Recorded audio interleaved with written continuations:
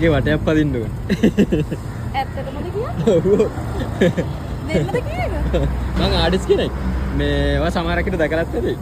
මට පුළුවන් ඔයාගේ ආට් එකක් අනේ. කොහොමද ඔයා මේකට යනවද දැන්? මං කොෆි එකක් බොන්න ආවේ මගේ යාළුවා ජිම් එකේ ආයෙ නේද? එහෙම.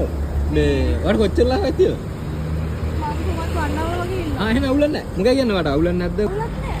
අර පුළුවන් දැන් මට දෙනවද ඊට පස්සේ? ඔව් දෙනවා ආට දෙනවා.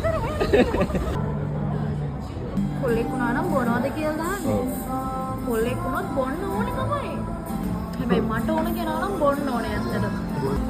නොබොන කොල්ලෝ 1000ක් මැද්දේ බොන කොල්ලෝ තමයි සුපිරි කොල්ලෝ. ආසම සත්‍යය. එහෙම ඇහුවම මතක් වෙන්නේ එක්සෝ තමයි හැබැයි.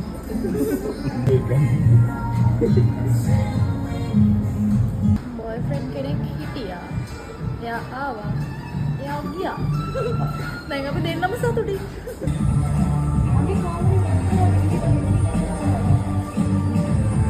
එක්ස් ආයවත් බාර ගන්නවද කියලා දාන්නේ. අනිවාර්යෙන්ම. එක්ස් තමයි ජීවිතේ.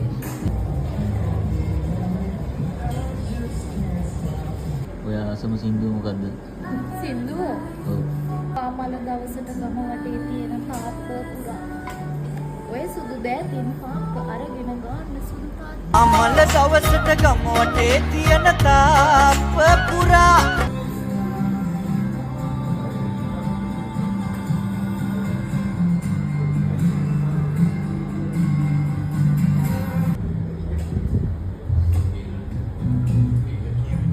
Sri Lankan artist Nalin Ihala Arachchi.